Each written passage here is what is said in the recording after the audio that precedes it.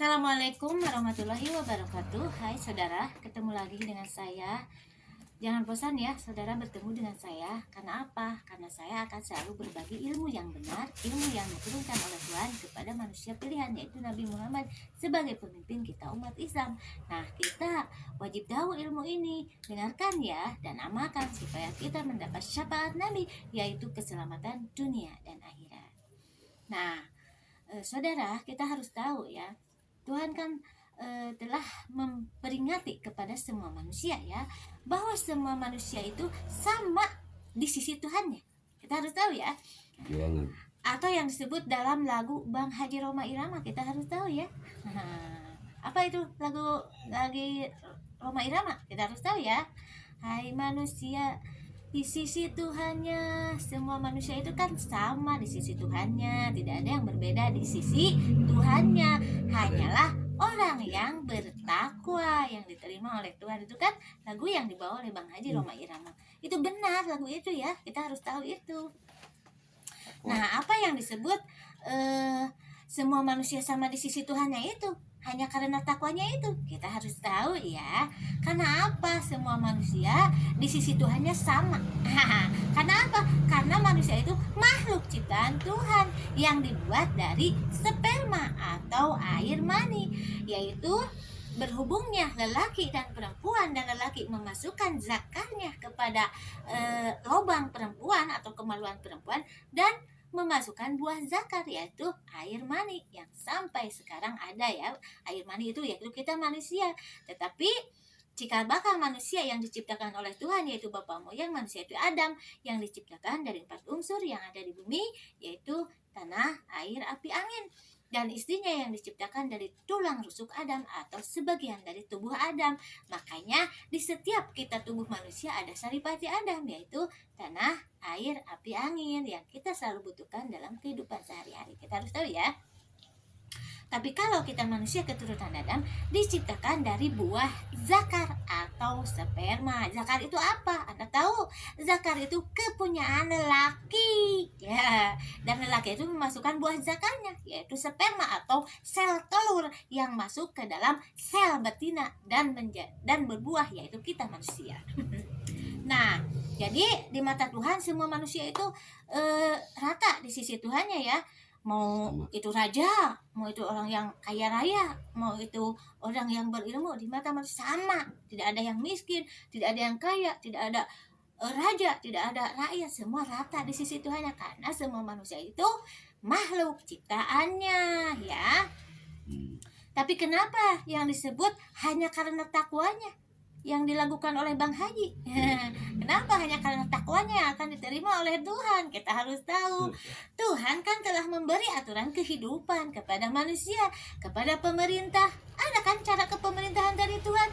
Kepada orang yang berilmu ada cara aturan dari Tuhan. Kepada orang yang berharta hidup di alam dunia ada caranya. Kepada yang miskin, kepada rakyat, semua ada caranya dari Tuhan. Nah, kalau kita tahu caranya dan mengamalkan, dialah orang yang bertakwa yang diterima oleh Tuhan. Begitu ya. Jadi kita harus tahu, manusia di sisi Tuhannya sama, kecuali yang bertakwa yang diterima oleh Tuhan, yaitu yang melaksanakan aturan kehidupan dari Tuhan. Saya kasih contoh ya. Siapa yang menyuruh kita rakyat wajib menghormati pemerintah? Siapa yang menyuruh kita sebagai orang yang awam yang bodoh wajib menghormati orang yang berilmu? Siapa yang menyuruh kita sebagai orang miskin menghormati orang kaya? Siapa yang menyuruh? Itu Tuhan. Dan kita wajib melaksanakan. Sebagai rakyat, kita wajib menghormati pemerintah. Sebagai orang yang berawam, kita wajib menghormati orang yang berilmu. Sebagai orang yang miskin, kita wajib menghormati orang yang kaya. Sebagai anak, kita wajib menghormati orang tua, yaitu orang tua kandung, orang tua tiri, orang tua angkat, orang tua didik, dan mertua. Itu orang tua yang wajib oleh anak dihormati, yaitu anak kandung, anak tiri, anak angkat, anak didik atau murid, dan menantu. Wajib menghormati orang tua tersebut. Itu siapa yang nyuruh? Yang nyuruh itu Sang Pencipta. Nah, kalau kita sebagai rakyat menghormati pemerintah, kalau kita sebagai orang yang awam menghormati orang yang berilmu, Kalau kita orang miskin, menghormati orang yang berharta. Kalau kita sebagai anak, menghormati orang tua. Nah, kita sudah menjalankan, maka dia itu yang bertakwa atau yang diterima. Begitu juga sebagai pemerintah. Siapa yang menyuruh pemerintah? Wajib mengayomi rakyat, dari rakyat besar sampai rakyat kecil, dari bahaya kelaparan, dari huru-hara yang meresahkan masyarakat, dan dari bahaya pembunuhan, dari menjaga nusa negara, bangsa dan negara dari kaum penjajah, dan meminta pajak kepada rakyat tapi tidak memberdayakan rakyat. Siapa itu yang nyuruh? Itu Tuhan. Maka wajib pemerintah menjalankan.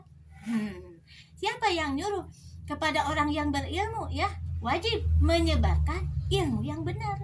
Tentunya ilmu yang benar, ya, ilmu yang dibawa oleh Nabi, yang diturunkan oleh Tuhan. Wajib menyebarkan kepada siapa? Kepada orang yang bodoh atau awam. Siapa yang menyuruh orang kaya wajib melindungi orang miskin? Dengan cara apa Tuhan menyuruh orang kaya melindungi orang miskin atau menyayangi orang miskin? Apa dengan cara terus-terusan diberi untuk makan, untuk minum, untuk pakaian? Bukan.